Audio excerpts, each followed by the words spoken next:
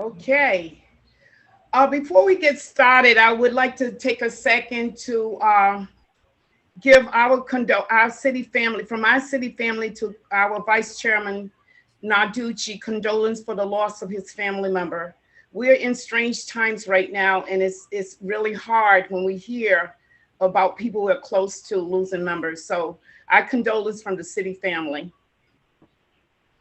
For and from there, I would like to say today is April the 20th, 2021, and you have joined the Redevelopment, Renewal, and Planning Committee. Uh, Madam Chair, could you please call the roll? Chairwoman Harris, Present. Vice Chairman Narducci,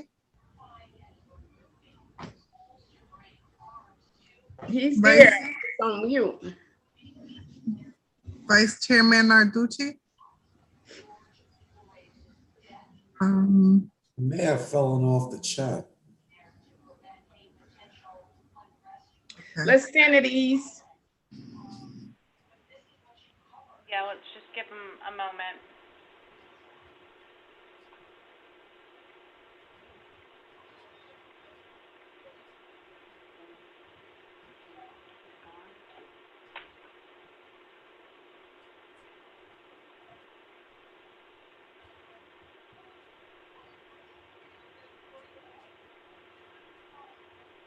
Technology is not always in our favor. It is not.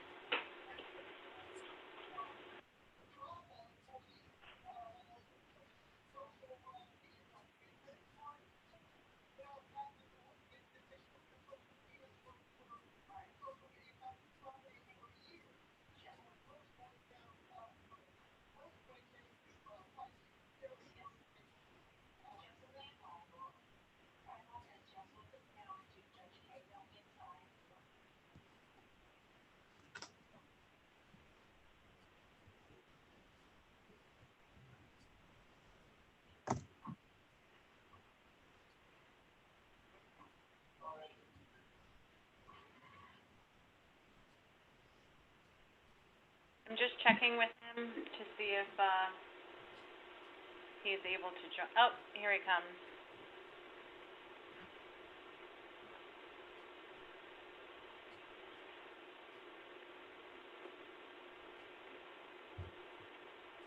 You're muted, sir. I got froze out. I'm sorry, Madam Chair. Thank you. Madam Clerk, please continue the roll call. Okay, Vice Chairman Narducci, I'm back. Councilman Correa, absent. Councilwoman Castillo, absent. Councilman Espinal. Present. We have 3 present and 2 absent. We have a quorum. Thank you, Madam Clerk. At this time, we want to hear from our city solicitor. Do we have someone joining us tonight from the city solicitor's office? I do not see them on the panelists. I sent it to 2 city solicitors, and I don't see either of them. Usually the committee prefer that a city solicitor is joining us. What is the preference? Should we have the clerk give us the legality of this meeting and continue until the city clerk joins us? City solicitor join us. Yeah, Vice Chairman. Madam Chair, if I may, I think by now we know what the decisions were from the law department. I have the faith in the clerks. I think it's very important that we continue our meeting and move forward. We have a very important budget that we need to pass, and we don't need to hold it up because of council. If anything comes up, and we have no other choice but to hold off and get legal counsel, then at that point we have to do what we have to do. I appreciate you, Vice Chairman. I will take that as a direction to move forward. Madam Clerk, would you please, Madam Deputy Clerk, would you please give us the legality of this meeting?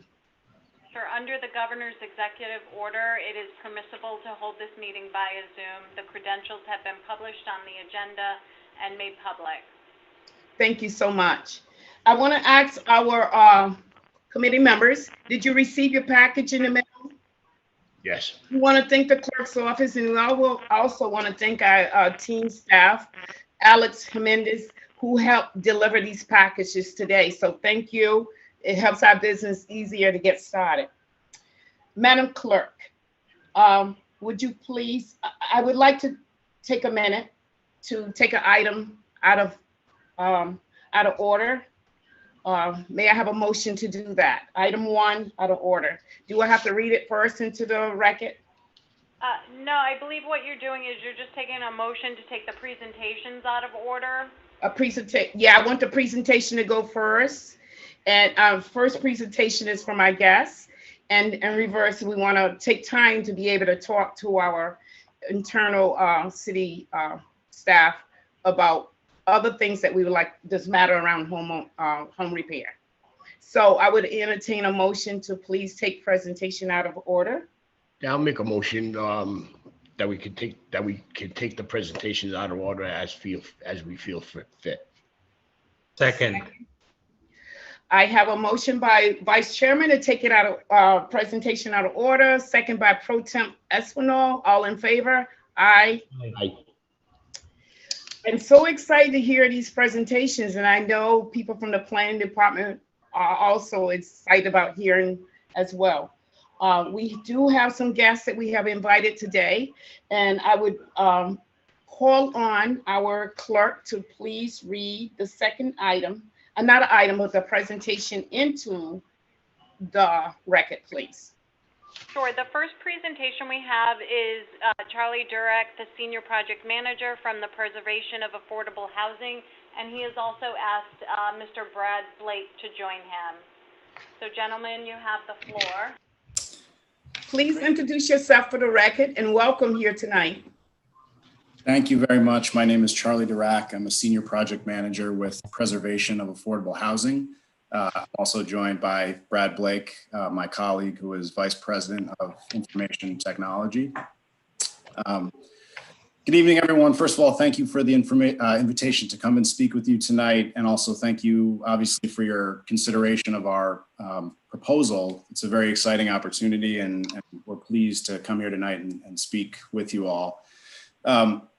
Just quickly, before we get into some of the details of the actual project, I want to just spend a minute to tell you a little bit about who we are. So POA, or Preservation of Affordable Housing, is a national nonprofit whose mission is to preserve, create, and sustain affordable, healthy homes. And so, as the name would suggest, we sort of have our roots in the preservation of existing affordable housing that is generally at risk of market rate conversion. And this sort of rehab preservation work is something that we've been doing very steadily for the past 20 years.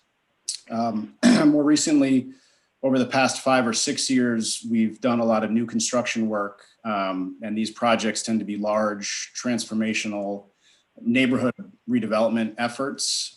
So our work really runs the gamut from small, 10 to 15 unit rehab projects to 500 plus unit neighborhood revitalizations, and kind of everything in between.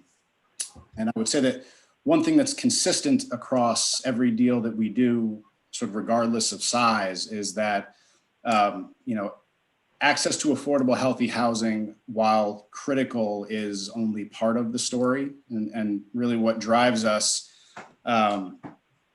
is this idea that housing is a platform, and it allows us to create opportunities for our residents. And so we can really measure our success by looking at resident outcomes across areas like education, employment, health, and financial stability. And recently, another area that's garnered a lot of attention is digital access and inclusion. So this idea of addressing the digital divide is something that a lot of people are talking about and paying attention to, POA included, and for good reason. I'd say that high-speed access, internet access, is no longer sort of a luxury or an amenity that it was 15 years ago or so.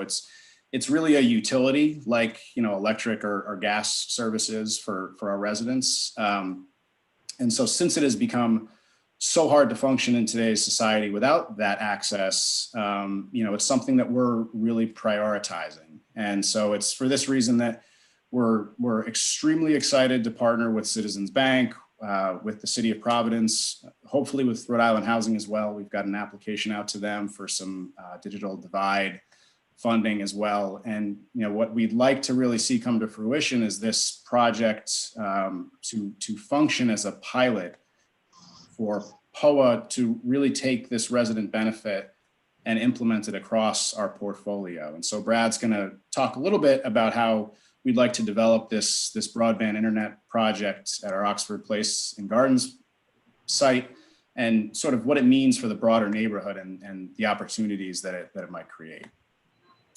So with that, I'll turn it over to you, Brad. Thank you very much, Charlie. Appreciate the introduction. I have a few slides that I'm going to share with you to help with a little bit of this technology. So I'll try not to get too technical for everybody, but very grateful to be part of this initiative that we have ongoing here. When COVID hit last spring, it showed us the continued disparities between those who have and those who have not. Specifically when it comes to access to affordable high-speed internet. Last summer, I actually wrote an article that we had published. It got a lot of news press around talking about bridging this digital divide. POA as an organization has decided to tackle this challenge head on. And I'm very, very grateful for everybody who came to the table to make this project something that could come to fruition, not only for our Oxford residents, but also for the surrounding neighborhood. This is just one step further for us as an organization to help bridge that digital divide. And as Charlie said, I can't imagine working, schooling, performing telemedicine these days without having access to the internet. And unfortunately, we see far too many of our residents, even though they have access to affordable plans, still aren't allowed to sign up for them because of various things. So what I'm going to do today is walk you through at a very high level, trying to not get too technical, about this wireless internet solution that we are going to be installing at our Oxford property.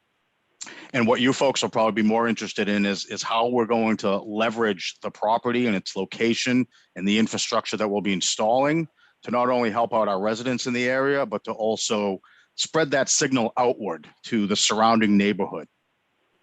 So on your screen, you're looking at an aerial view of our Oxford Place apartments. And you can see where our buildings are laid out. And luckily, we have lots of buildings on the perimeter. So at a very high level, what we're going to be doing is bringing in a very fast fiber internet connection into the property. And then through our construction, we're actually going to be digging into the ground and installing conduit and fiber, which will allow us to essentially move that signal all around the property. Once we have that fiber connection in, what we plan on doing is installing the required network equipment, which consists of things like network switches, as well as wireless access points, to essentially saturate our property so that each and every one of our residents has access to this affordable high-speed internet. So what you're looking here on this screen is a sample of one of our floor plans. The green dots here represent where we'll install wireless access points. And then we have a tool that we can use that allows us to see where that radio signal or where that access is going to reach to make sure that we capture everybody. So based on this, you can see at a very high level, initial goal is to make sure that each one of our residents, regardless of them being in a corridor, a hallway, a common place, has access to this service so that they can attend their school online, so that they can continue to work from home, so that they could shop from home, order medicine. If there's elderly folks, that they can attend telemedicine visits. All of those things that we all have been doing for the past year without thinking twice about it, many people struggle. And that's why I'm excited to be working on this project. This next slide is one that I think you'll be most interested in. So in the middle here, that's gray, is essentially our Oxford property. What we plan to do is install radio antennas on each one of our exterior buildings, as represented here in these little green dots. And what the blue represents is our ability to send that signal outbound to the surrounding neighborhood. And I know it's a little tough to see, it's on Zoom, but we could absolutely provide you folks with these slides afterwards if you'd like. But what this is essentially showing is that even though we're only installing this network on the property, based on everybody's efforts and the funding that has been brought to the table, we're going to make it a step further and really take that signal and blast it outwards to the surrounding neighborhood. As you can see, there's lots of houses surrounding the property here. So the beauty of this solution will be that it's not only going to help bridge the digital divide for our residents, but it's also going to help all of the neighbors in that immediate area. So this is something that's very exciting. This technology isn't new. It's technology that's been out for a while, so it's not like we're taking any risk here of wondering if this is going to work. We know it's going to work. We've done it in some other places. So very excited to get going on this project and provide this solution out to our residents. Now, at a real quick level, again, not to get too technical, but this solution, as I said, consists of bringing in high-speed internet access, which we will then use network switches, wireless access points, and antennas to essentially broadcast that signal. So think of it like at your own house, right? You've all got some sort of connection that it comes in and it's plugged into your modem, but then your modem is broadcasting that signal throughout your house. So very easily you can take your iPhone or your Android phone or your computer and connect to that signal. That's really all we're doing here. We're just doing it on a much larger scale, with much faster internet, with much better quality equipment. And as I said, the goal will be to essentially saturate that entire area with as much signal as possible, knowing that we could continue, if we wanted to continue to spread that signal outbound. Now, everybody knows technology can be challenging, as we saw at the beginning of this meeting. So one of the key things when we were developing this solution was to make sure that the solution was properly managed. So too often we've seen initiatives that come up where grant money is made available, somebody installs a network, but then there's no money to keep that network running, right? And networks need ongoing money to keep it maintained, keep it secured. So I'm very excited to say that, not only have we been able to secure that funding to install this fabulous network, but also to keep it running for the next 10 years. As we talk about the challenges, this network is going to be fully managed by one of our key vendors that we work very closely with. So what that means is that they will constantly be monitoring it, number one, to ensure that the individuals using it are going to be getting the adequate bandwidth that they need to participate in Zoom meetings. But they're also going to be looking for any sorts of errors, issues, problems. So it's not just a network that gets stood up and we all hope it works and the people can access it. This is a network that will be constantly monitored, managed. There will be engineers watching this around the clock 24/7 to make sure that it's running optimally and to make sure that people are using it and we're actually getting advantage of it. Now, the key to making sure that people will use it, I think we all know, is around support. So based on this system, we have architected in full support for anybody that's going to use this system, whether they're a resident of ours or not.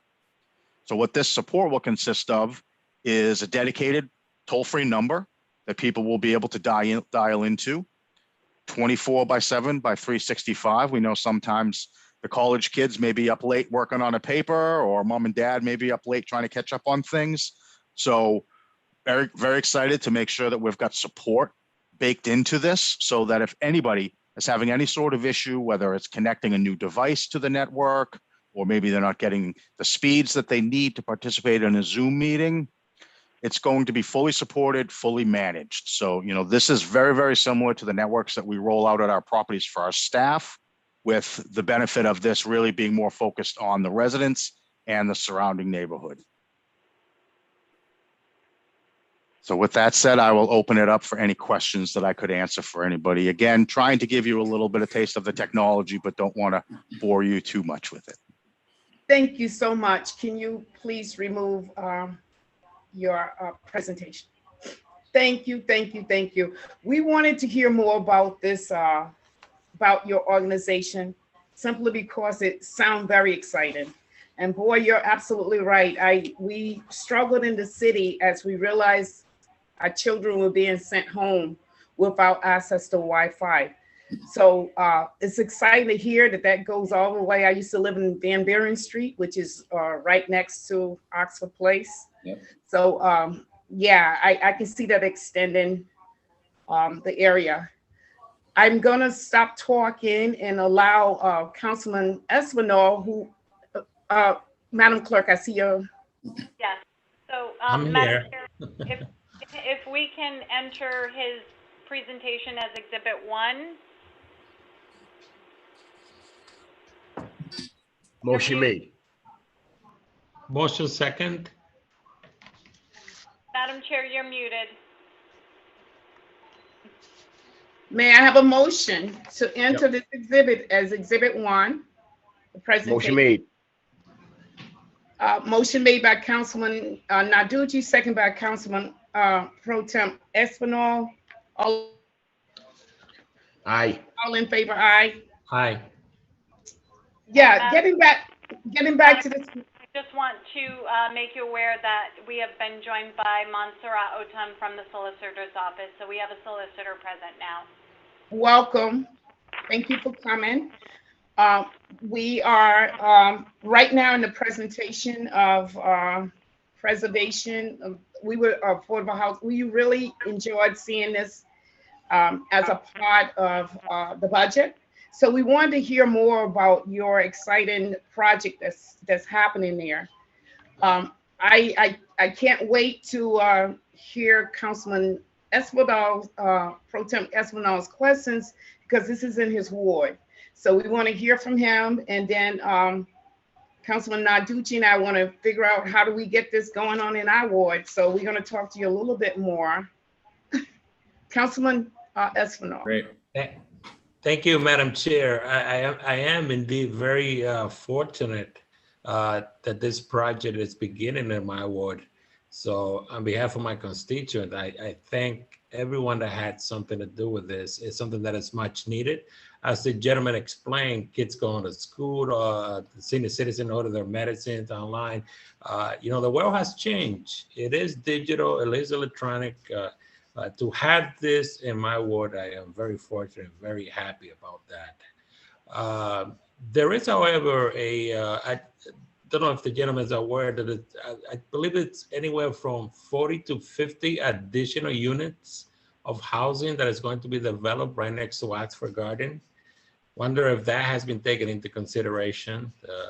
I'm sure they'll be in need of this service. And is that something that you're aware of this number of units that are going up? Yeah, no, absolutely. It's actually 30 units of family housing. That's actually a project that I spend a lot of my time on at the moment. Wow. We're just getting ready to close on the financing for that in the next 30 days or so. So hopefully, you know, by summer we'll be under construction of 30 new units of low-income housing at the Oxford Place and Garden site. We've engaged with a consultant. We don't have the final name for the building decided on just yet, so we'll be excited to release that to you all, and we'll be sure to invite all the folks on this call to a ribbon cutting event and a groundbreaking event in a couple of months. But that's going to be 30 units of low-income housing. We're really excited for that. It's going to be built to passive house design standards, which is a super energy efficient, sustainable set of design principles. It's going to be a high quality, energy efficient building, and we're really excited for that. And yes, to answer your question, this network will be included for that property as well. It'll be strong enough for all of those. So what's the diameter? How much can you expand with this? Is it just around the Oxford Place, but is it maybe, I don't know, a quarter of a mile around there? Or?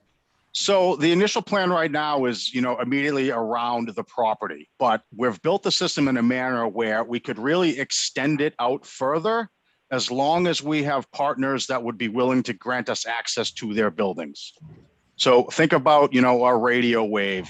Essentially, it can send a signal so far until it starts to get weak. In the internet world, essentially, that means slower speeds.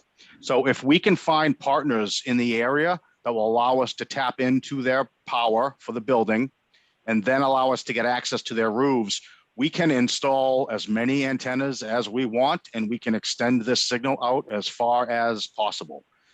Depending upon the investment we make and the antennas we use, there are possibilities of getting this signal to reach upwards of 5 miles in each direction. That's just great. So right now you're starting out with I'll say about 120, 130 units. If you take into consideration Oxford Place, which is about 80 units, plus the 30 that are going to be built, and then all the other SCADA units around you have there. That's great. And the total cost again to the residents? The total cost to the residents is $0. Imagine how happy they're gonna be when we bring them the news. Yes, absolutely.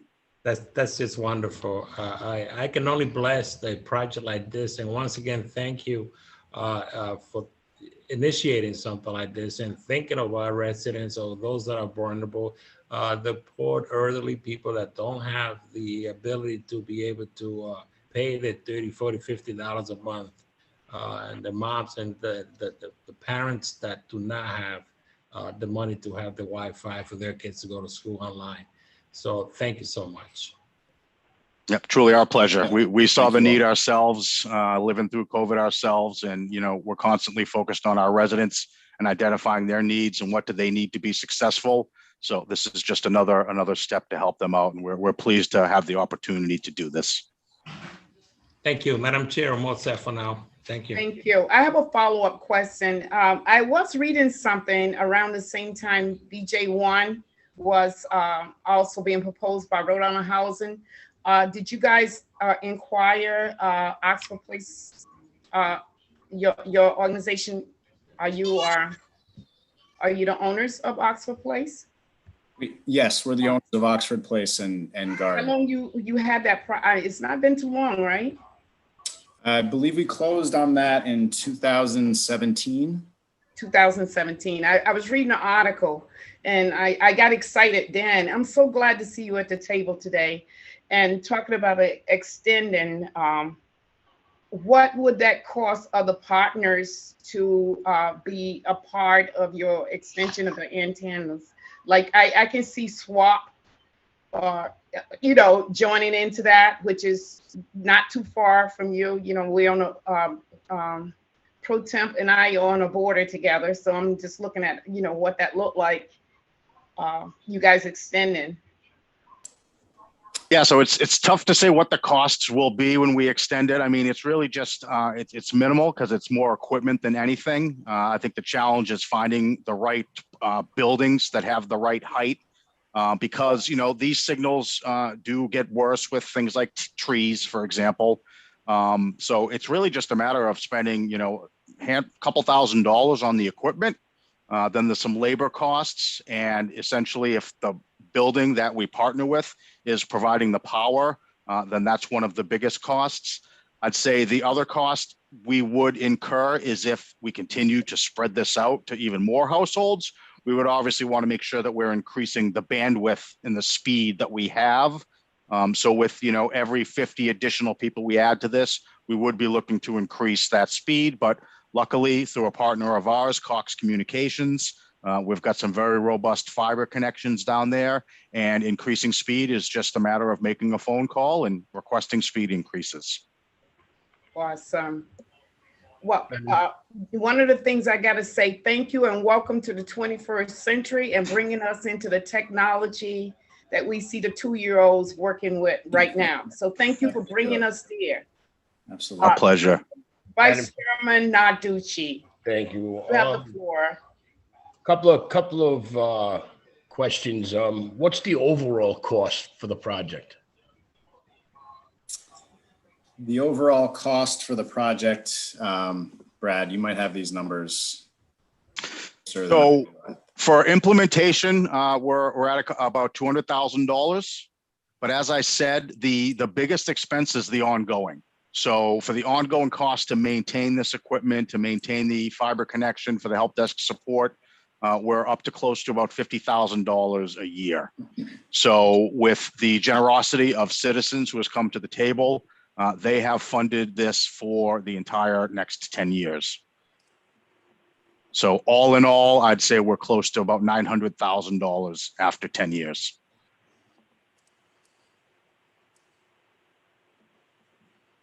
Councilman Narducci? I think he's frozen. I think Councilman Aducci is impressed. We'll wait. He'll come back. He'll realize that we're not. But I think he needs some good internet. Yeah, he needs to get on your network, Brad. Isn't that something we're talking about internet and, you know, and. But I mean, it's a perfect example, right? Could you imagine being, you know, a kid in school or, you know, an elderly person trying to talk to your doctor and not have, you know, that bandwidth to just live and participate in society? Just to let you know, that was the biggest stress the council people had when the outburst of this pandemic. We realized that a lot of kids that were sent home did not have access to Wi-Fi. And so how do they do distant learning? Exactly. You know, that's still a big question. So like I said, you know, this is an exciting project. I'm excited, you know. Welcome. Where did you come from originally? You said that you have a national, and I'm just feeding in questions to Councilman Narducci, get his second question in. Were you at one point in Providence, or did you come from a national organization here, or what? Where do you come? Yeah, so POA is a Boston-based developer and owner of affordable housing. We have, I'm supposed to have these numbers off the top of my head, but they keep growing. So we own about 12,000 apartments in 12 states and the District of Columbia. POA was founded in 2001, so this is our 20-year anniversary. Like I said, you know, we've done a lot of preservation deals where we acquire at-risk affordable housing units that are deeply subsidized and at risk of converting to market rate. We'll step in and not only secure the physical asset, but importantly, secure the affordability attached to it as well. And you know, more recently, we've taken on some new construction projects that have, you know, given us opportunities to do some more exciting work like what we're talking about here today. And I'm so glad to have you connected to Rhode Island Housing as well, because, you know, that's the base that, you know, we usually turn to and say, you know, these new things are happening, you know, and the support that we need around affordable housing. So It's so good to have that. I'm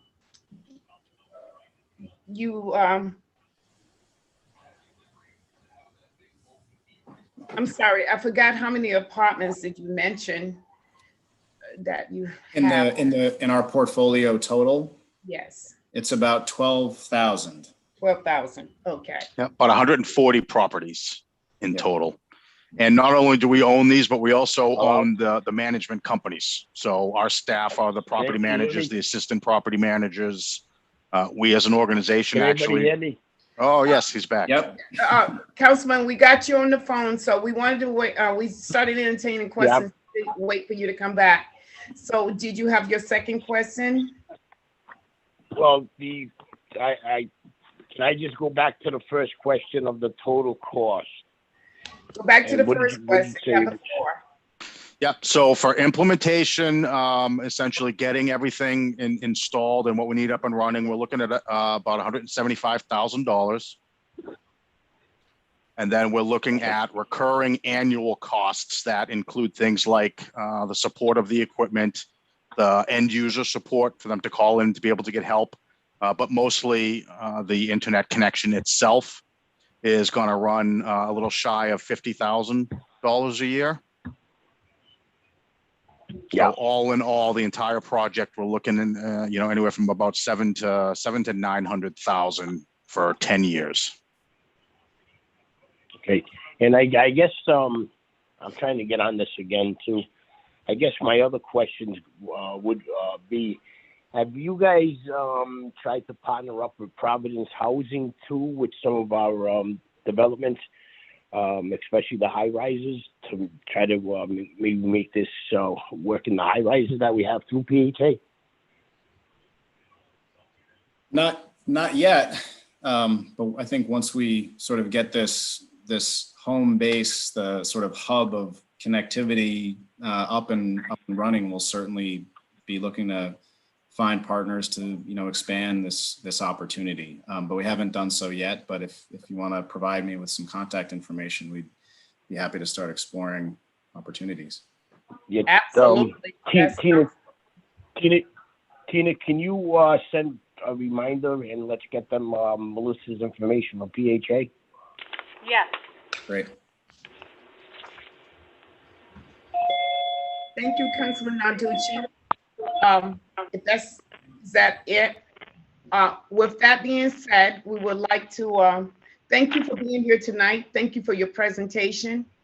The city is very excited about your project and excited to be a partnership with you as well. So thank you for being here tonight and giving us the presentation. And Councilman Narducci is always so wise. Both of us have high buildings of high rises in our neighborhood. So if we can get you moving around, and then please contact us, and Tina will begin. Councilman Narducci and I will be more than happy to sit with the executive director with you to sort of push that when that time comes. So excited to have you. We're looking forward to the ribbon cutting. Absolutely. We'll be there. Yes, Hopefully we'll see you all there. in person. That's the goal. Thank you so much for your presentation tonight. We are so excited. Thank you, guys. Great. Thank you all. Thank you. Have a good night. Have a good night. Thank you. Thank you so much. Take care. Madam Clerk, may we have the next guest that we have invited tonight? Yes, our next presenter is Lisa Carnevale, the Executive Director of Design XRI. So we have our presentation, and welcome. Thank you. How are you? Good. How are you? Nice to see We're you. happy. We're excited to hear about your project tonight. We wanted to hear from you as well. So thank you for coming tonight and presenting. We will turn the floor over to you, Lisa, and please, for the record, introduce yourself and state your organization, and we will move from there. Thank you. Thank you. My name is Lisa Carnevale. I'm the Executive Director of Design by Rhode Island, Design XRI. We are located in Providence, though we are a statewide organization. And I'm here to talk to you about the Design Catalyst program and share my slide presentation with you. I just want to say the City of Providence has been an amazing partner to us since we formed in 2013. This program is one of our most successful and most impactful programs in the city. We're really proud of how we've been able to offer a structured way to invest in businesses, to create accountability, and to really track their potential and their growth in our city because of it. And also just to kind of give you a sense, I'm happy to answer more questions of it. But of course, we have the creative capital, and many of us know that. But what we organizationally really help focuses on is that, Providence has the third most industrial designers per capita after other cities in the nation. We're the third most creative sector businesses after New York and California. We have in the 11 universities, we have 54 design degree programs that graduate 1,100 or more graduates every year. So this pipeline, there's a reason why we are the creative capital. The Design Catalyst program is unlike any other in the nation that we've seen. When we talk to colleagues about it, they're pretty impressed that the City of Providence has this type of an investment and that we've been able to really kind of claim our stake on investing in this creative sector. So with that, I will share my screen and talk to the program itself. Oh, nope, I didn't want to do that. Okay. So Design by RI, we are an economic builder, collaborator, and communicator for design in Rhode Island. We are a nonprofit 501c3, but we have a distinction that is as an economic development nonprofit. Our network encompasses individual designers, design businesses, and we have a core active design partner and industry collaborators that span within the industry and outside of the industry. So we do a lot of cross collaborating with biotech and manufacturing and finance. That encompasses the range of our network. And this is a quick snapshot of the type of programs that we have that really fall under connecting the design community, fueling the growth of it, and amplifying, telling the story of that community. And of course, we're here to talk about Design Catalyst. So Design Catalyst is a program, it's a competitive grant program. We provide seed, capital, business mentorship, and professional development training, along with peer-to-peer networking for design businesses that are accepted in the program annually. The key components really are the professional development, the business mentorship, and then of course the funding. And I'm going to run through this quickly. There's a lot more details that you have in your packet, but just to sort of, for the sake of being brief. The funding is is where the CDBG funding from the City of Providence, the grants that go to the design businesses, that's what that money is mostly funding. So design businesses get between $10,000 and $20,000. It's a reimbursement grant. They have to spend that money, submit information around it, and then we pay them back. They have to establish milestones in order to receive the funding. So this is where I mentioned the accountability piece. They have to show us they're creating momentum and hitting their goals during the program in order to receive the funding. In order to reach their goals, we've partnered them with a business mentor and we give them the professional development training. They meet with their mentor about once a week or two, they check in, but it's really on their time. But the mentors get quite involved with them. And then our professional development training, you can see some of the core workshops here around entrepreneurship, competition, competitive analysis, their cost structure and finances, marketing, social media, business development. We have legal and finance.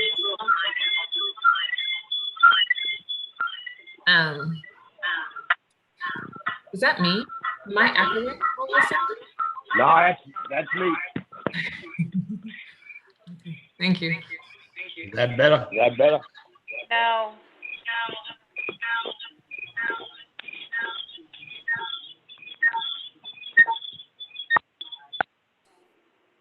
There you go. Thanks. So since 2018, Real Jobs Rhode Island has come in as a secondary source of funding to support the professional development training. So in order to be eligible, you have to be a design creative business. You have to be a micro business, so fewer than 5 employees, live and work in Providence. This is tapping the low to moderate income source of CDBG. So you have to meet that income guideline, can't be a student, and it's a lot of work. So they have to be committed and participate fully. This gives you a sense, this gets updated every year, what those household income guidelines are. And then it's a pretty, this is this year's program timeline. We usually have a little bit more time, but because it's virtual, we felt like we really had to make it tight and quick and move people along through the program. So as I mentioned, the lead source is our partners, the City of Providence, and then Real Jobs Rhode Island comes in as a secondary source. Rhode Island School of Design has been a partner in this, more a program partner. They provide a lot of support. They're on the advisory committee and they review applicants with us. The Cambridge Innovation Center has, since they opened really, I guess it'd be last year and this year, they are a partner giving us free space to cohort members. And then we have some past partners. Aiden Petrie was a founding partner in terms of seeding the idea of this program, and Social Enterprise Greenhouse. So over the course of, it began in 2015, the first program was 2016. We've run 50 design businesses through it. We've invested $864,000 over that time period. We've engaged 31 or more than business mentors, and this is sort of the impact that we've been tracking. So over 60%, nearly 70% have developed a new product line or extended their products or added production. 31% of them have added staff capacity, so they're growing their businesses here in Providence. They've all really dug into and looked at their business models and how they can grow during the program. And 21% of them have received additional funding or mentoring from outside sources since being part of the program. And then I have this, hopefully, this is a video of last year's cohort. And it is about 3 minutes, and I hope that's okay to listen to it. Let me know if it's silent now, but it says it's a program that invests in small design businesses. The 2020 cohort was midway when the COVID-19 challenge hit.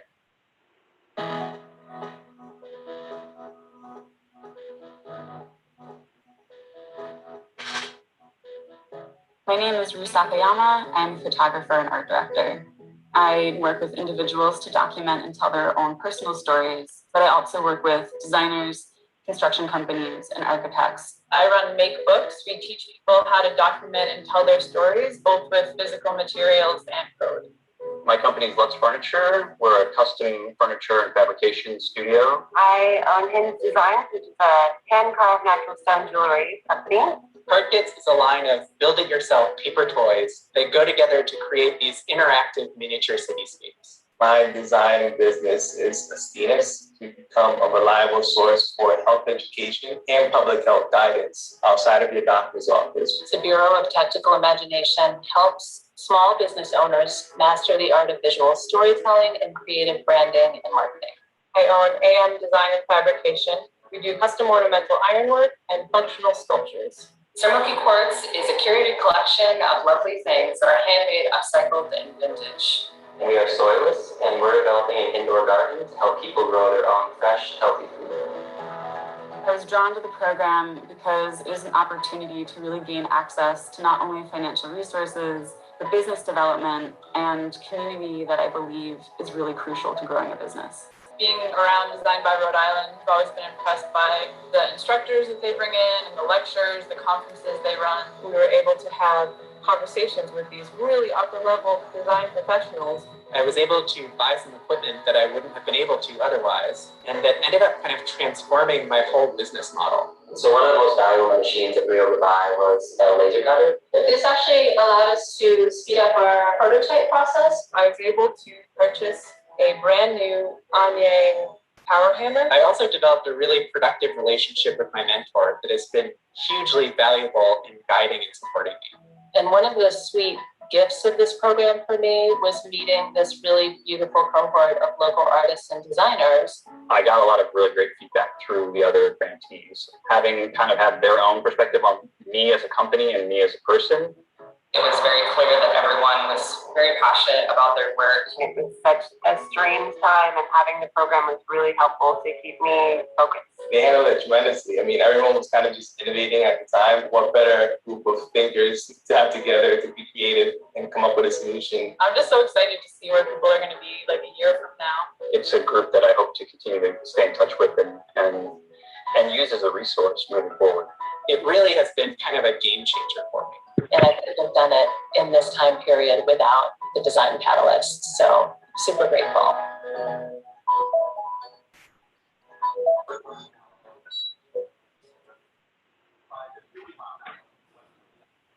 So I have one last thing that I thought I would share with you is that, and I will submit this and send this over. I'm sorry that I didn't get to it earlier. This is actually the reports that we have for each of the design businesses that went through this. At the end, they report out to us. They tell us, you know, some of the outcome and the income and what's happened. And so we have that documented for each of them. I want to point out a few that were pretty impressive. Astinus has increased by approximately 27%. This is despite a 20 to 30% reimbursement slash in April. This is pretty immediate results that are super impressive. And Amy had grown by 50% during the program, and so she was on track to do better than ever in the middle of a pandemic last year. And then I'll end with Elena has just been accepted into a new program that'll take her to the next level called 10,000 Small Businesses. So I'm happy to answer any questions, and I really appreciate having the time to talk to you about this. Thank you so much, Lisa. Before we get started, we will have to enter exhibit. I'm going to rely on the clerk to give us exhibit 2. So, for the Madam presentation. We'll accept this as exhibit 2. May I have a motion? Motion to enter. Motion made. Motion made by Vice Chairman Narducci, second by Pro Temp Espinal to enter records. All in favor? Aye. Aye. So we are into this exhibit. And Madam Chair, her second slide, her second thing that she showed, if we can enter that into the record as exhibit 3, and I will get hard copies out to the members tomorrow. Thank you so much. I'm really interested in that document she showed last. I'll entertain a motion from the committee. Motion made by Councilman Vice Chairman who was on. Motion made. Motion made, second by Pro Temp Espinal. All in favor? Aye. Aye. All right, we're gonna wait for that. That's exciting. Lisa, I guess my question, when I wrote down a lot of questions, but the presentation itself answered the question. Because I couldn't figure out exactly when, you see something like design, is this an art project or whatever? But I actually, and thank you for the investment in Astinas Pharmacy. He's in my ward. I've been following him since he opened a door. So I'm excited about, knowing that what this project really do. At this time, I'm going to open the floor to Council Vice Chairman Narducci, who have a question for you. Yeah, just a comment. Thank you, Lisa.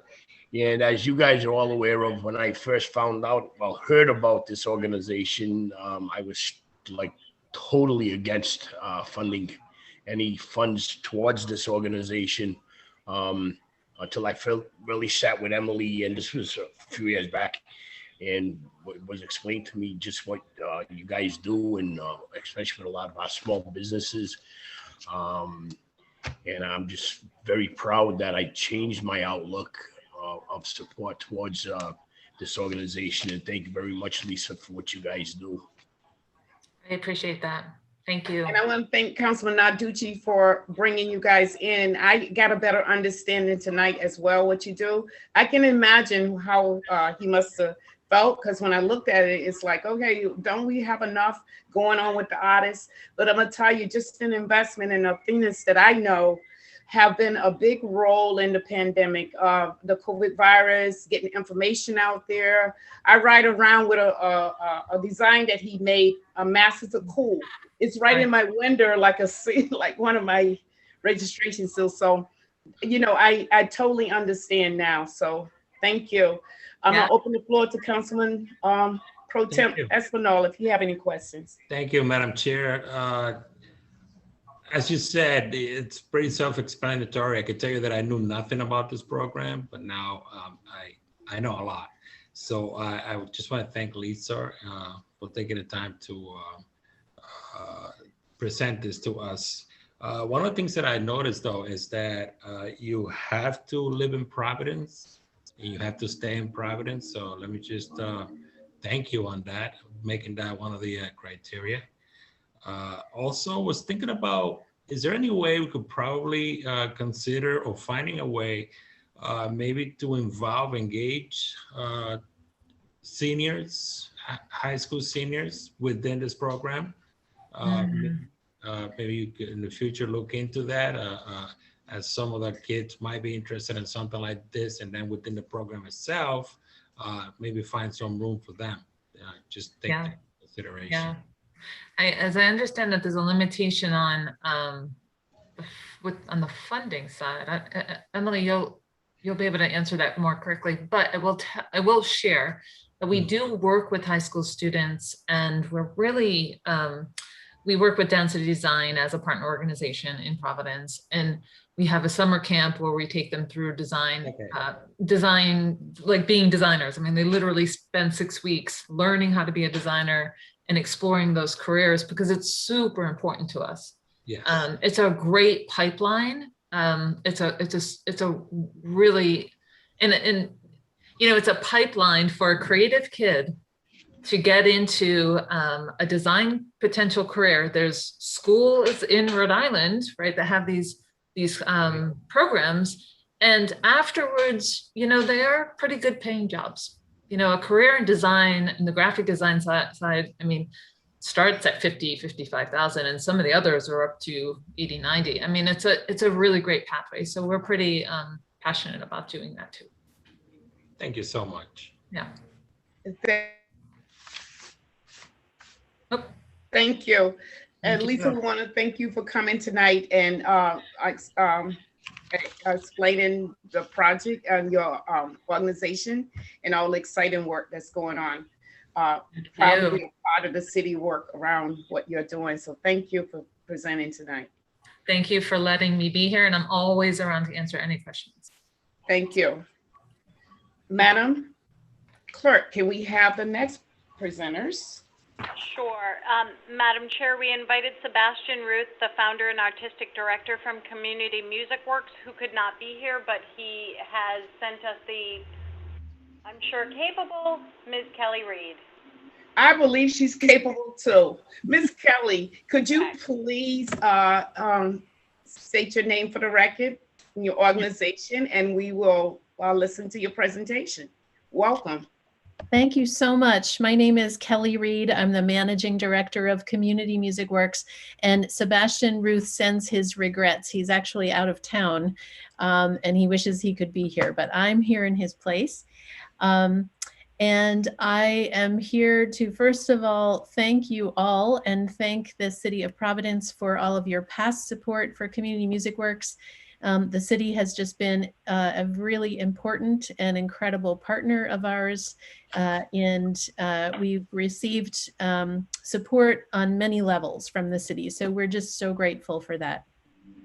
Also, Tina, thank you so much for printing out our program booklet. I am sorry you don't have a booklet form copy of this, but thank you so much for doing all of the work of printing that out. I have just a presentation of slides, and I'll talk through a bit about what we do for those of you who don't know our organization, and just some things we've been up to in the last year and what we're proposing for next season. So I will share my screen.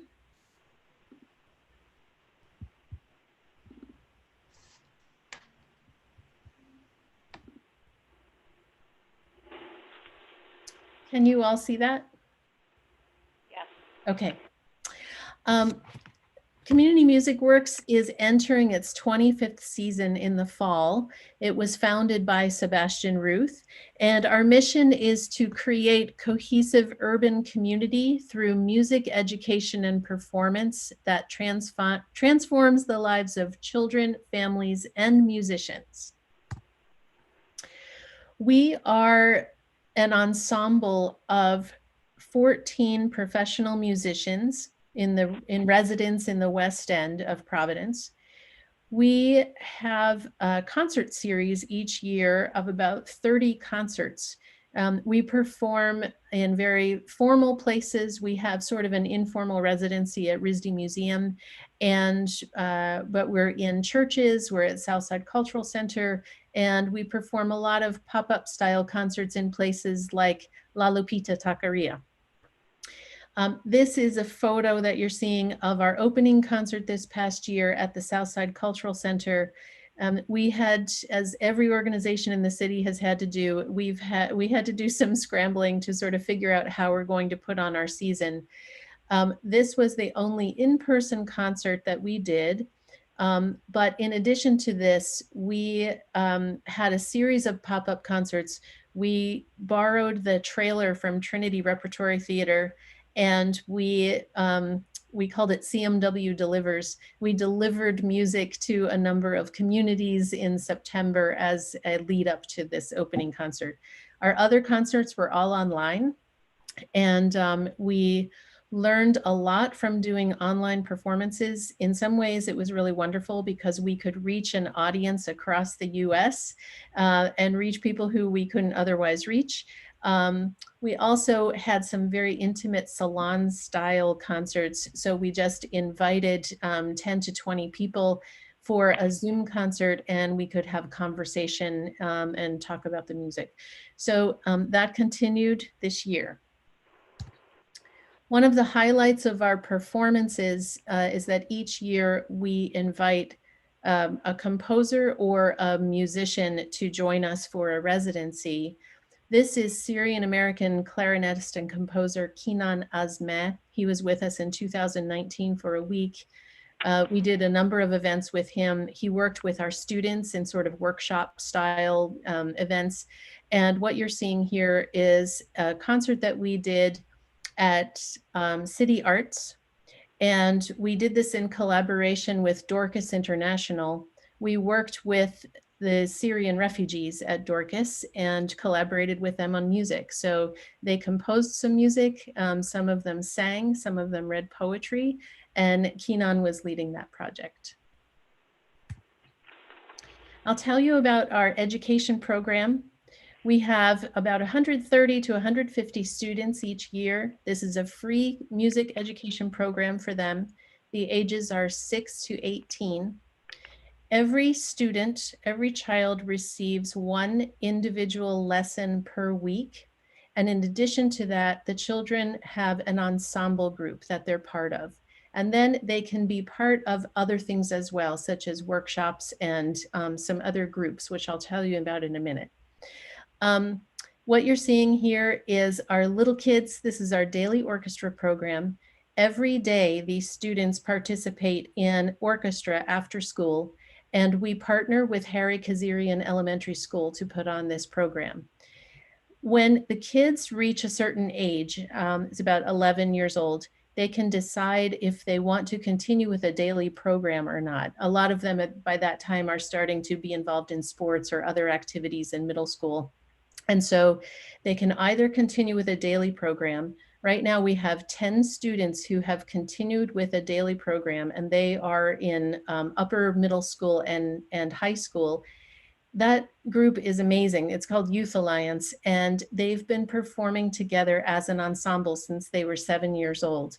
And it's a very close-knit group of people. They're really incredible. The other students who choose not to do a daily program, they choose an ensemble that they're a part of, and the ensemble is based on their skill level and their age. Every year, at the end of the year, we bring all of the ensembles together, the entire student body, for something that we called CMW Symphony. So it's an orchestra piece that we perform all together, all 130 to 150 students. We usually do it at PCTA. And so the youngest students sometimes just play one note, and then the more advanced students play the more technical parts of the score. A few years ago, we started something called an anthem project. And we begin the year with a song that the entire student body learns. So the first year we did this, we chose the song We Shall Overcome.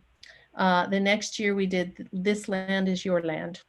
And so they take the song, they learn how to play it, and then they learn the history of the song. And we do a lot of activities and workshops about that. So the students learned about the civil rights movement. They learned about the role of music and the arts in civic engagement. And they learn about folk music when we were doing This Land Is Your Land. So they do lots of workshop style things around this song. And then they end up writing lyrics to the song, their own lyrics. And so at the end of the year, we perform the whole piece together, and a group of the students sing the lyrics that they have written. One of our most successful and sort of flagship programs for CMW is called Phase 2. This is for our teenagers. So every Friday night after school, a group of, right now it's about 25 teenagers, meet for phase 2. It's an hour of chamber music. They have a dinner together. During this last year for COVID, they still did all of this, but didn't do the dinner. And then they have a discussion group. And the discussion is about something that's pertinent in their lives. They choose a topic that they would like to work with all year, and we do various things with that topic. So we bring in some guest speakers. They form the questions that they want to work with around this particular topic. And at the end of the year, they put on something that's called Youth Salon. They take the topic that they were working with and they present it to the public. There's a lot of discussion. It's very interactive with the public, and there are some games and activities, and it's also a musical event. This year we did all of this online, and it worked out very well. Actually, we were pretty pleased. The topic that they chose this year was media and fact telling. How do we talk about facts? How are facts told differently from different points of view? And it was very timely. They did a really, really great job with it. We have a fellowship program. Every year we invite 2 new people to join the fellowship program, 2 fellows, and it's a cohort of 4 fellows. These are all classical musicians who have just either graduated from music school or conservatory, or who are in their 20s. They come to be with us for 2 years to learn how to do a community music program. Those fellows, we've been doing this for the last 10 years. Those fellows then have gone off to start their own music programs around the country. And we received funding from the Andrew Mellon Foundation to form a network of those fellows. And so every summer for the last 3 years, we have had an institute in which all of those fellows come back, and we talk about music and social justice. And we do a lot of activities around not only musical training, but also how do we work with young people. So there's a section of that institute that is actually a youth institute where our phase 2 students participate, and the students from around the country from these 11 other organizations participate. The students set the agenda, they decide on their topics, and they lead the entire institute themselves. I will say that in addition to being a rigorous music program, I should back up and say also, this is only violin, viola, and cello. So it's an all string program. It's a very rigorous program. We have benchmarks and we have levels that students are expected to meet. But in addition to that, this program is very much about deep engagement with these students and deep engagement with the family and creating community around music. We encourage our students to develop a voice. We foster self-esteem with these students, things like perseverance, the things that come from learning the violin is a very difficult thing. It's a hard instrument to play. We foster or we encourage them to develop a sense of agency, and we work with them to become citizen artists. What does it mean to be an artist and a musician in our world today and in our community? What's the role of the musician? That is the most important thing that we foster. And we encourage our students to be involved and become engaged in their neighborhoods and in their communities. 100% of our students graduate from high school. 98% of our students go on to college or further education. And we have also heard from the area high schools that the students from Community Music Works tend to be leaders in the high school. I would just like to end this presentation by sharing just a 30-second clip or so of a piece of music. We always have music as part of our presentations. This is a senior last year. Her name is Miriam Diallo, and she arranged a piece for herself, and she went on to, she's a freshman at Rhode Island College. I stopped my screen share.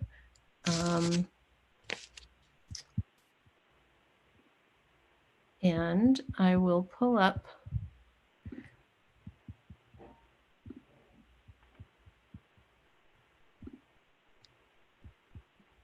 Okay, here is Miriam. It's been too hard living, but I'm afraid to die. I don't know what's up there beyond the sky.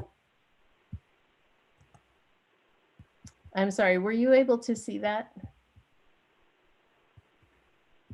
We heard it. That's awesome. Oh, actually, I'm so sorry. If you don't mind, I will just share my screen and do another 15 seconds or so. I was unable to do that successfully. Okay, here she is. It's been a long time,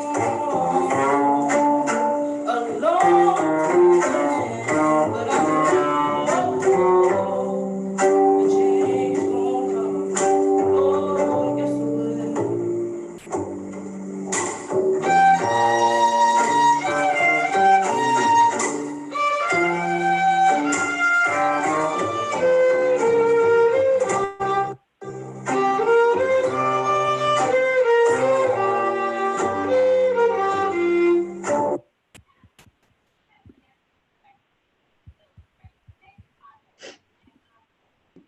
Thank you, Kelly. Thank you, Ms. Reed. Thank you so very much.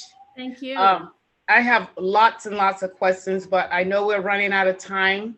So I would like to give opportunity to the members of the committee.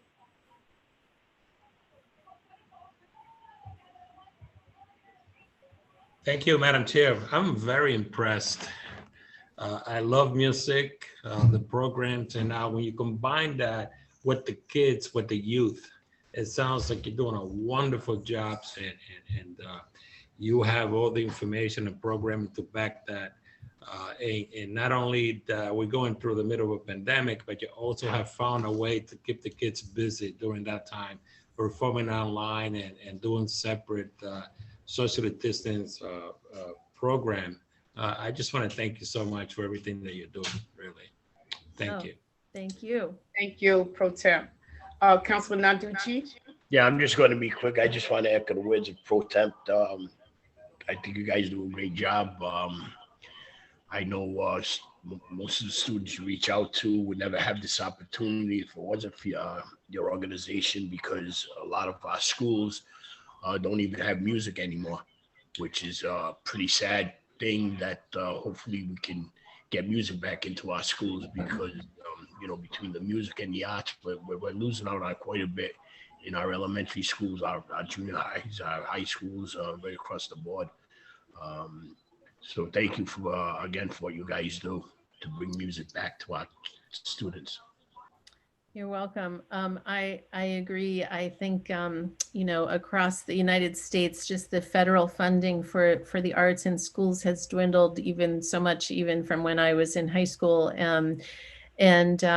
This program is free, and we feel very strongly, sort of like a public library, that arts education should also be free for students. So any way I can, I'm always promoting and pushing the possibility to have more music education in our schools. Thank you so much. I have one quick question. The artist that was playing the cello for Change Is About to Come, is that John Mahone? No, no.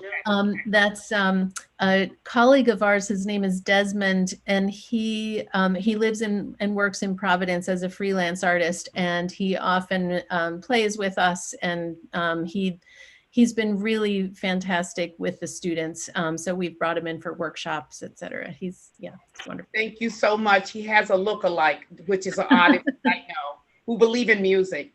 Thank you for joining us tonight. I want to visit your organization at one point, so I definitely gonna keep in touch to try to figure it out, because you've struck some things that I'm really, really interested in. Fantastic. So I would like to do a follow-up with you. But right now we have is this where we're going, Madam? Okay, Madam Clerk. Can you give us an exhibit number? Exhibit 4. Entertain a motion from the floor. Motion made, Madam Chair. Motion made by Councilman Narducci, second by Councilman Espinal. All in favor? Aye. Aye. Again, thank you for being here tonight. You did a wonderful job. Thank you very much. I really appreciate it, and I appreciate your support. Thank you. Thank you. Bye-bye. I appreciate you. Thank you. Right now, we're going to ask the clerk to please read item 1 into the record. Madam Chair, did you want to hear the presentation about the vacant, blighted, and abandoned properties? Did we have that as also? Yes. Okay, wait a minute. Let me move back to my agenda, because I did not see that. Why didn't I see that? Emily and Amanda DeGrace. Okay, I'm so sorry.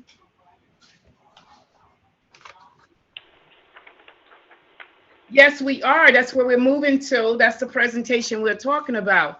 Of course, we want to hear from her. She's our new.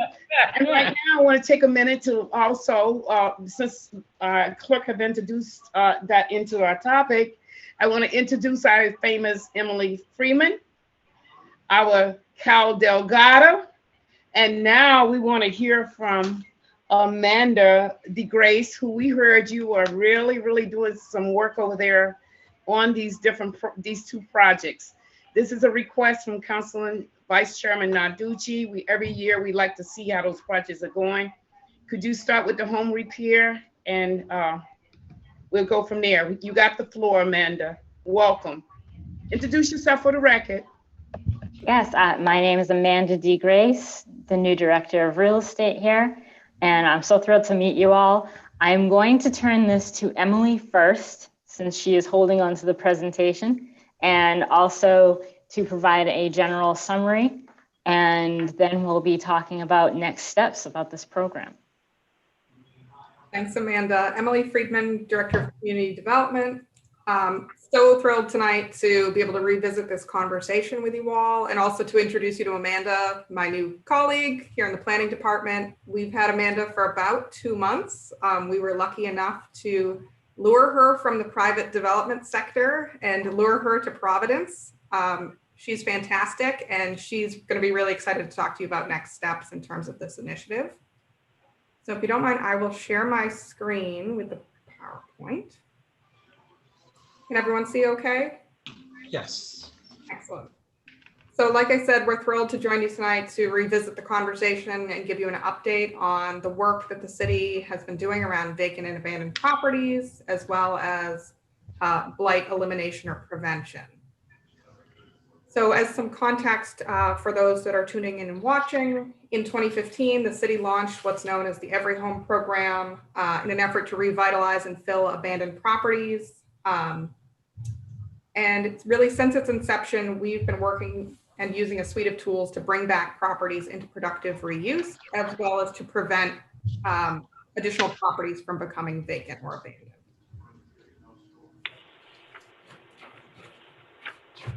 So really, we are working to deploy tools to rehab vacant and abandoned properties with the goal of restoring and renewing our neighborhoods by bringing those properties back into productive reuse. So since 2015, really when this initiative was launched in earnest, more than 600 properties have been completed, and we define completed as having their violations abated and those properties being successfully reoccupied. At this time, approximately 240 really remain on the city's radar as requiring intervention. And I would say, we've talked over the years about how we have really evolved the suite of tools to try to best fit our neighborhoods, our residents' needs, and really to work within the market conditions that we've been working in over recent years. So this suite of tools really falls into 4 buckets. I think the committee is aware of the policy changes that have been in place through the Department of Inspections and Standards, as well as housing court, the use of court-appointed receivers, the Providence Redevelopment Agency's special redevelopment plan, as well as their construction lending pool. And then really tonight, the goal is to focus and hone in, at this committee's request on the tools that we lump under financial assistance. So really our home repair program and the redevelopment subsidy that we provide to properties that are difficult to develop. And then of course, it's also relevant to mention that market forces play a role in the success or failure of programs such as this in this work. And of course, we have to mention that, this conversation and this work is going to become ever more important as we sort of deal as a community with the impacts of the pandemic, as unemployment has risen, as jobs are lost. We want to make sure that we are actively deploying all of these tools to ensure that we don't have additional properties that become vacant or residents in Providence who lose their homes like they did during the Great Recession. So as I touched upon, we're going to give a focused update tonight on 2 of the key CDBG funded tools that you see as line items in the mayor's proposed 2021 to 2022 CDBG budget. And really these 2 tools help us prevent or resolve substandard housing conditions. So this is financial redevelopment subsidy that fills financial gaps for particularly challenging vacant and abandoned properties. And then our home repair lending pool, which enables us to provide Providence residents with affordable lending to help them maintain their housing so those properties do not become vacant or abandoned. As the committee is likely aware, we have offered since 2015 a home repair program. This is a loan program implemented through the city's planning department, the Division of Housing and Community Development. We offer this in-house here. We are able to provide eligible homeowners with deferred payment 0% interest loans up to $25,000. This allows low-income homeowners to make critical repairs to their properties that they can't otherwise afford to make. Often these repairs are roof replacements, electrical upgrades, correction of code and safety violations, repairs of failed sewer or water lines, or in many cases, typically around December or January, failed heating systems in the middle of winter. So a dire emergency situation. So the goal of these loans is to help homeowners stay in their homes and prevent those properties from becoming vacant and abandoned, and those families from becoming displaced. I'm happy to let you know that we continue to receive a substantial number of applications for assistance as a result of enhanced coordination and referrals between Housing Court, Department of Inspections and Standards, our Senior Services Office, the City Council Office, the Center for City Services, as well as a number of area partners. By offering this program regularly over the last 5 or 6 years, we've really become known as a resource for the community, which is excellent. So since 2015, we have successfully rehabbed 83 addresses. So that in total is 139 units of housing. And then we have many more underway that are receiving work now. Their loans are closing now. We did an updated calculation, and the average loan amount across those households was about $15,300. As the council knows, the demand for these funds is very strong. Most of the year, we have a list that we maintain of homeowners who have inquired about the program. And when we reopen for applications and we receive new funds from HUD, the first thing we do is contact folks that are on that wait list and let them know that the opportunity is available to apply. and we prioritize on the basis of emergency and also for seniors. So if we're aware of a senior who's in need of emergency assistance, if we're aware of someone who has, an imminent cancellation of their homeowner's policy or is in trouble with code enforcement, those applications are prioritized. Otherwise, it's on a first come, first served basis.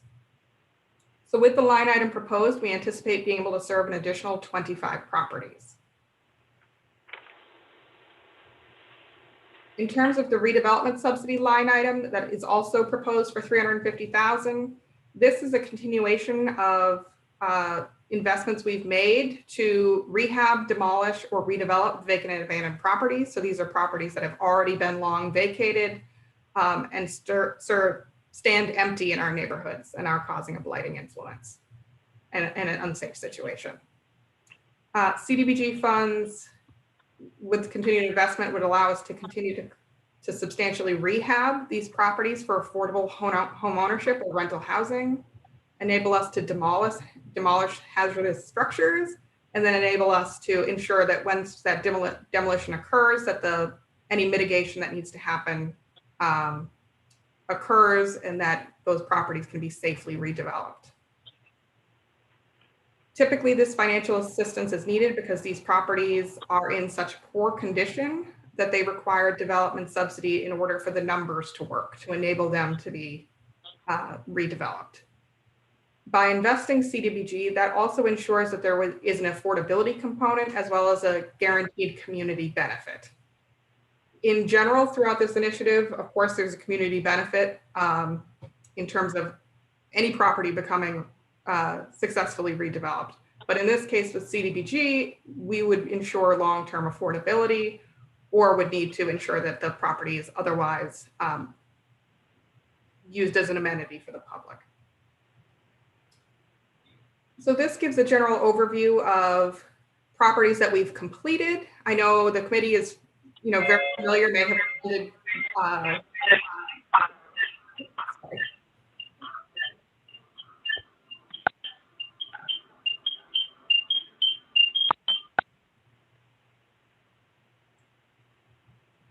so I think the committee is familiar with the number of these that we have completed thus far. Certainly as more are completed, we'll continue to invite you to ribbon cuttings.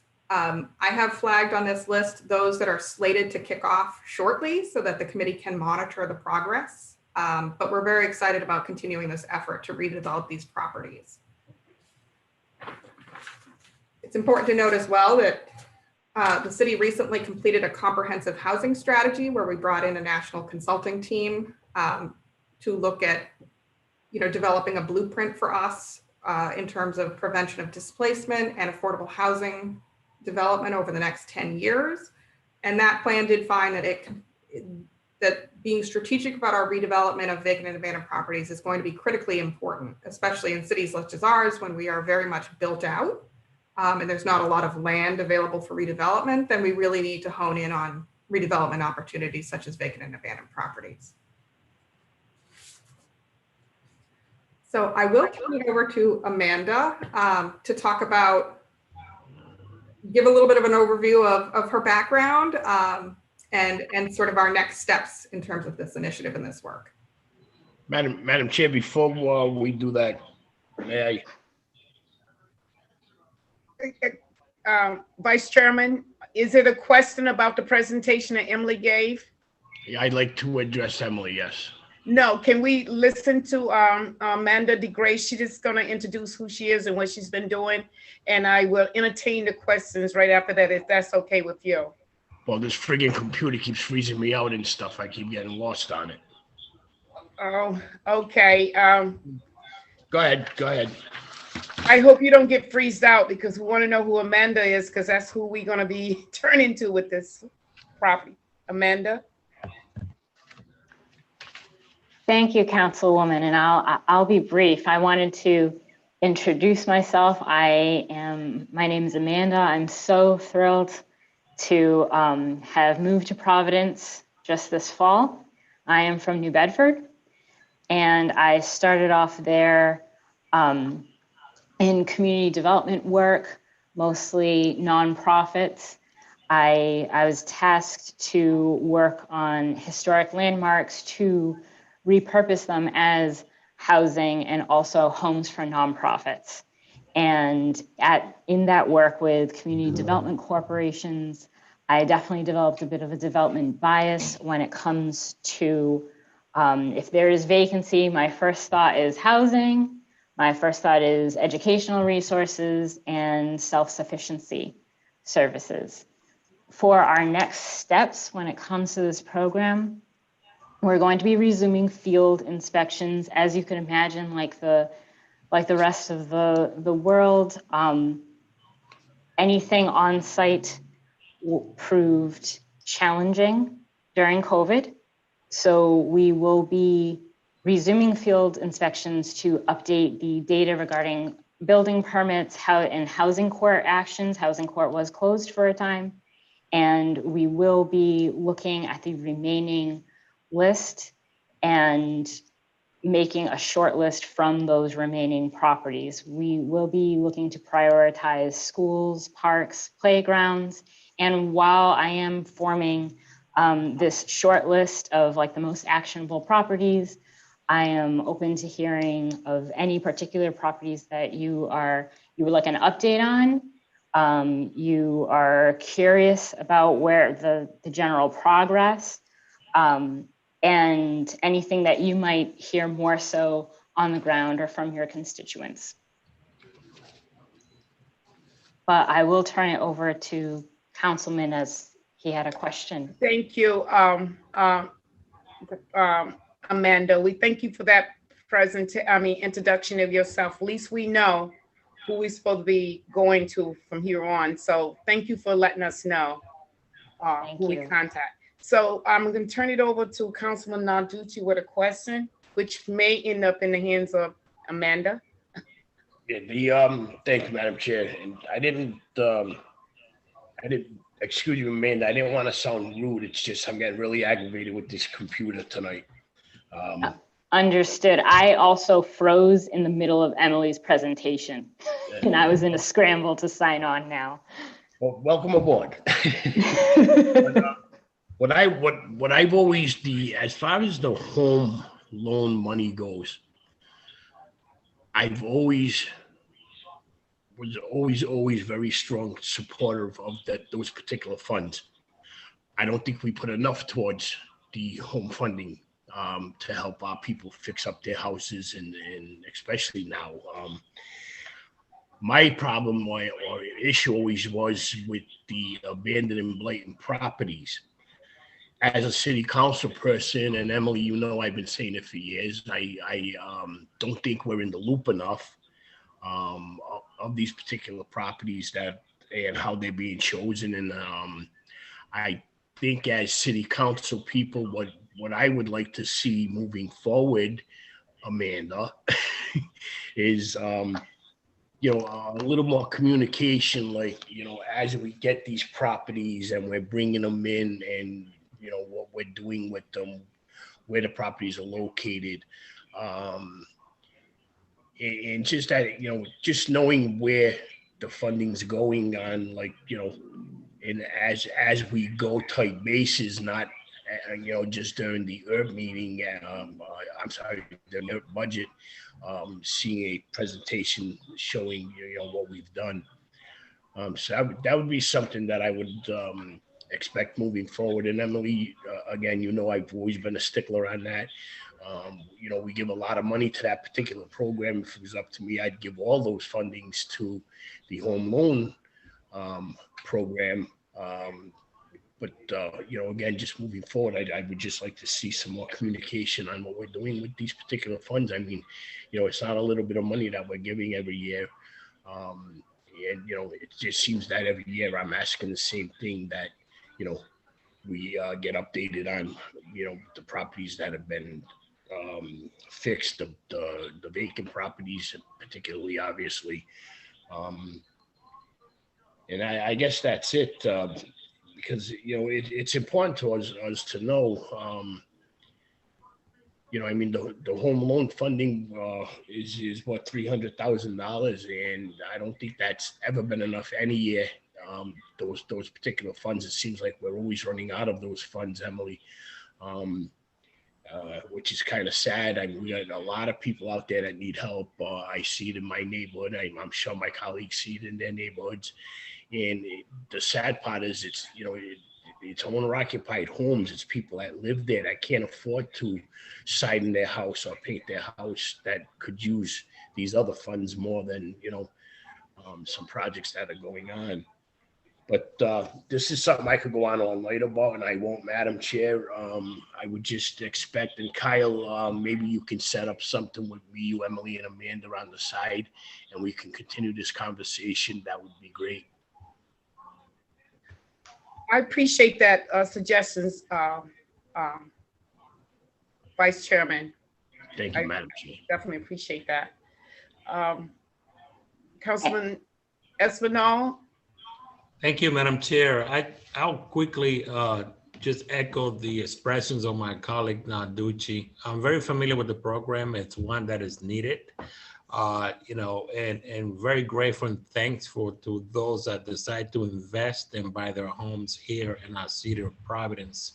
But for some reason, something goes wrong in their lives, and they end up in this situation where they need the help.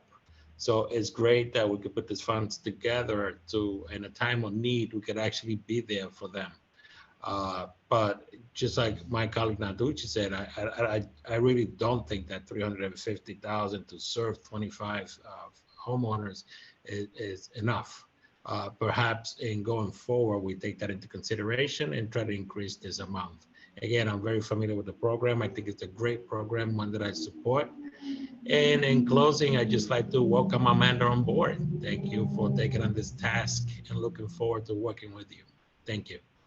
And Madam Chair, Amanda, just so you know, my wife's family is from New Bedford. Nice. Maybe I know her. I don't know. She's a Wunschel. Wunschel. All right, we can do a rock to get to New Bedford. We thought she came miles and miles away. She's closer than we think. Thank you, Amanda and Emily, for presenting tonight. I will like to follow up. As you have heard, the committee is very interested in having a extended dialogue off record, you know, with you about some potentials. I agree with them about how can we look at this program in a different kind of way, maybe, and maybe not. Well, we would like to entertain that conversation. So we'll move from there and have Cal do that. But if there's no more questions for Emily or Amanda, I would like for us to entertain a motion. Oh, wait a minute. First of all, I want to, wait a minute. I got it. Got it. I got it. I want to enter this presentation exhibit. Five. Motion on the floor. Motion made, Madam Chair. Second. Motion made by Vice Chairman Narducci, second by Pro Temp Espinal. All in favor? Aye. Aye. So, we enter this presentation. Thank you, ladies, for tonight. And I would like for us to, I would entertain a motion to continue this discussion of our community block grant. Motion to continue our discussion in regards to community block grants. I have accepted a motion from Councilman Pro Temp Espinal, second by Vice Chairman Narducci. All in favor? Madam Chair, just a question. We're in the middle of a vote. Are we continuing this?